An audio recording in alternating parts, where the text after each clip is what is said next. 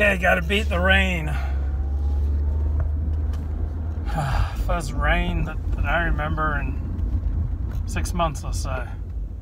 So, life is a spiral staircase. I heard this idea from Stephen Marmer on Dennis Prager's radio show. Stephen Marmer is a psychiatrist with a private practice in Brentwood.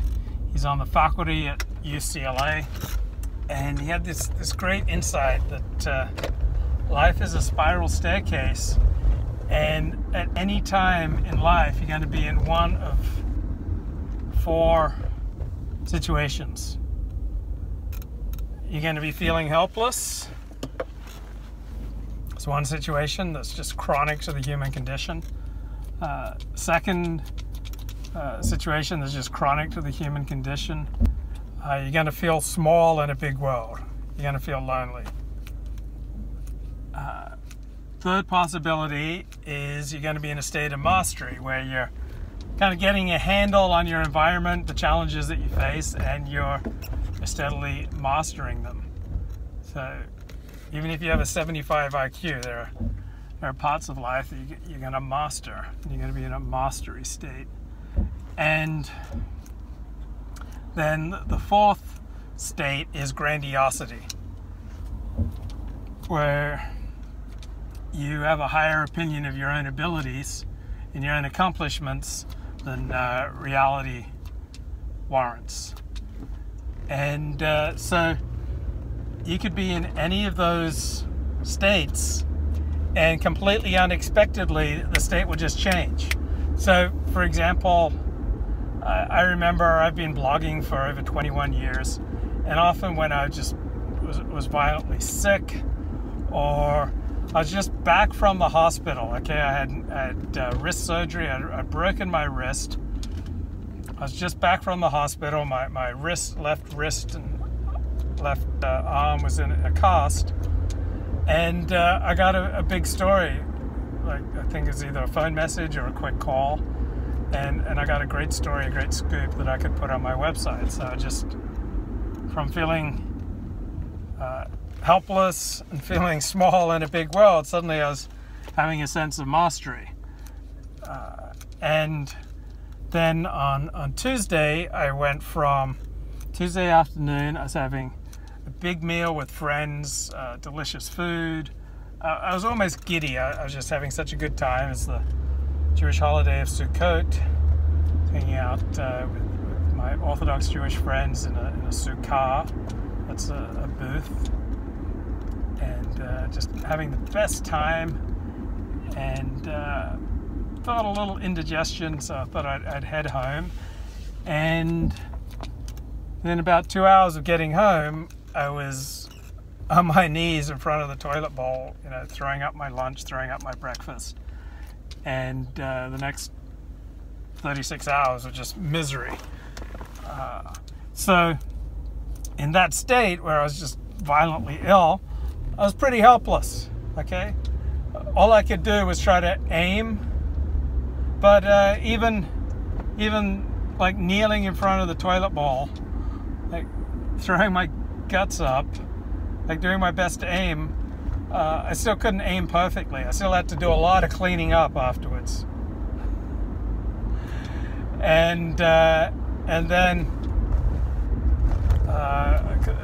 because I was throwing up, I was incredibly dehydrated, so I tried to drink some water, and then was throwing that up. Just couldn't keep anything down, and just like goes all over you, like the very best of intentions to aim and do things right, and you're absolutely helpless. And I couldn't 100% aim, so there's more cleanup, and just a feeling of just utter defeat, and just feeling very weak and helpless. I was like shaking, and even though it was an 80-degree day, and I was under the covers and shaking, and I was too sick to read or to listen to anything or to watch anything.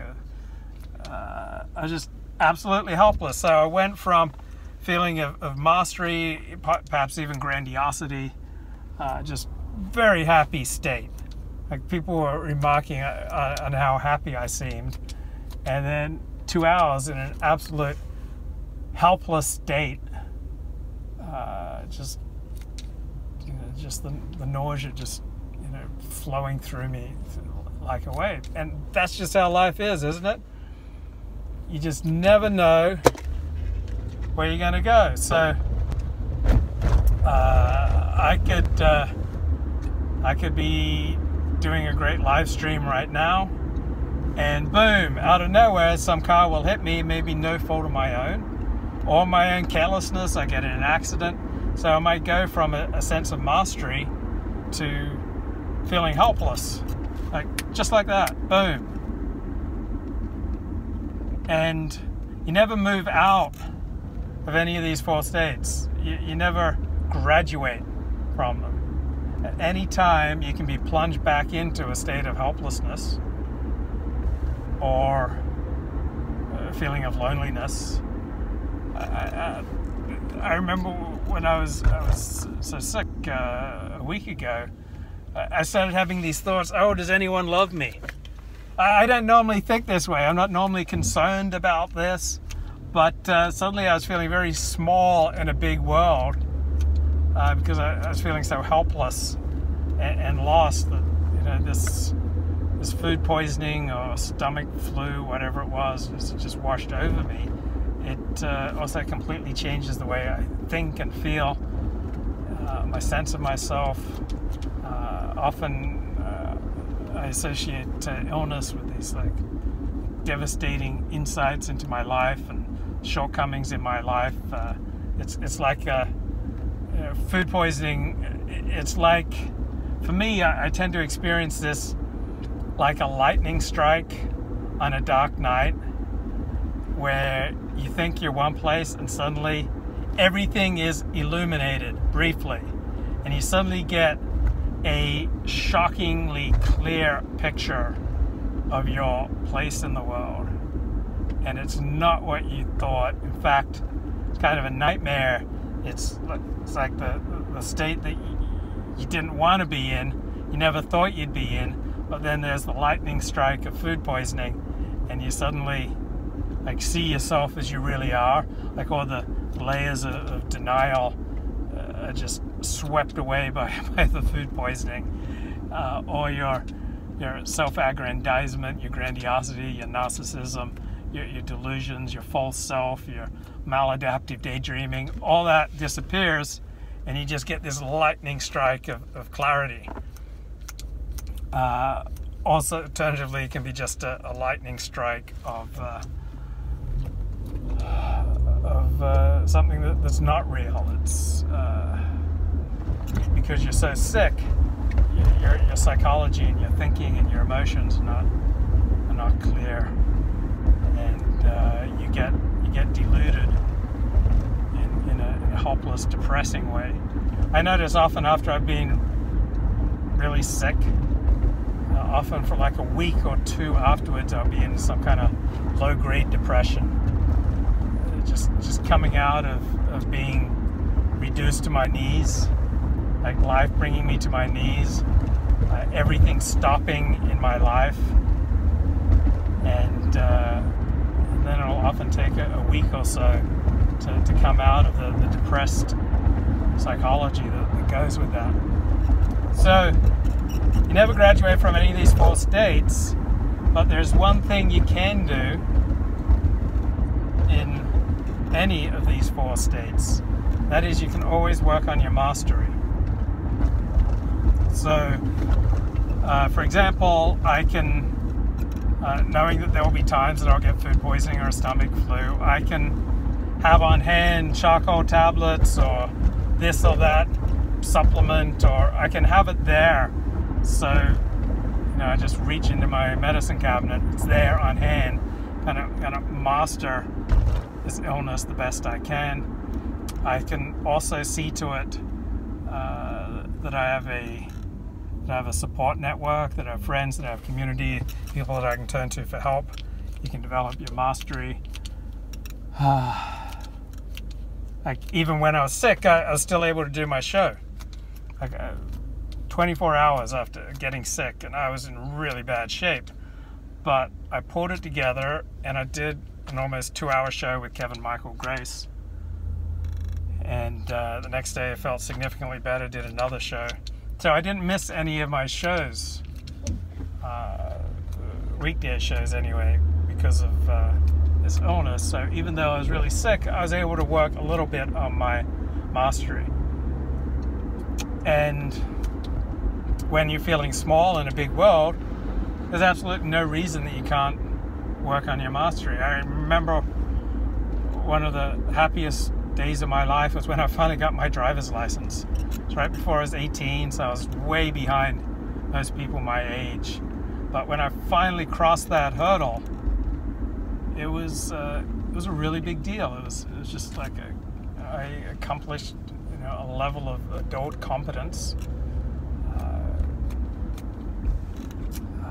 Just developing skills such as playing tennis. I know for a guy, anyway, like my happiest memories are either some attractive woman found me worthy of love, or I established my competence. I you know, overcame some obstacle, and I showed that I had the right stuff. Those are my two types of happy memories. So you can always work on your mastery. You can learn a new language, you can get therapy, you can tackle a 12-step program, you can practice your religion, you can develop a hobby, you can make friends, you can volunteer, you can call someone who's lonely, you can, you know, send a friendly email to someone, you can thank somebody for giving you good service, you can do a live stream, you can read a book, you can write a blog post. There are always things you can do to work on your mastery. And you'll always be moving in and out of the state of grandiosity, where you have an overinflated sense of yourself and what you're capable of. And you can, even in that state of grandiosity, you can choose not to be lazy, but to sharpen your skills, connect with other people, work on a joint project. Like our happiest memories are with other people, and in large part when we accomplish something together. And so you can develop your mastery. Just volunteering can, like, just have some regular volunteer opportunity where you get training, you bond with people, you commit to making your community a better place in some way, you develop your skills, you just check your ego at the door. I'm just here to help. How can I be of service? Volunteering is a way that I found has increased my mastery of life and increased my happiness level.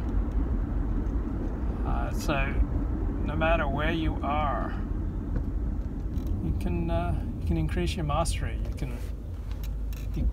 One of the signs of the poverty mentality, or under-owning or underachieving, is you got your idea deflection shield on. You're just completely closed to good ideas. And so you can experiment with just taking your idea deflection shield down a notch and listen to ideas that come along. Doesn't mean you have to do them, but instead of just like habitually saying no to every idea, every suggestion, because life will teach you what you're good at. And so if you simply open yourself up and just become aware, what are the questions that life is asking me right now? And what are the suggestions I'm getting? Like, what are the people who are closest to me? What do they always suggest to me? Maybe I can listen a second time to suggestions. Maybe I can think a second time. Maybe I can just look at things from a new angle. And I find, yeah, taking off your idea deflector shield and just like listening to the ideas that come into your head, that are emailed to you, that are suggested to you. Like maybe you'll try doing the thing that your boss wants you to do, the way your boss wants you to do it. Maybe you'll even take advice from a family member. When we're insecure, we just habitually, compulsively reject ideas. But as we come to more peace with ourselves and get more into reality, we can start listening to ideas and consider whether it might be a good idea to adopt them, or at least adopt them, say, once.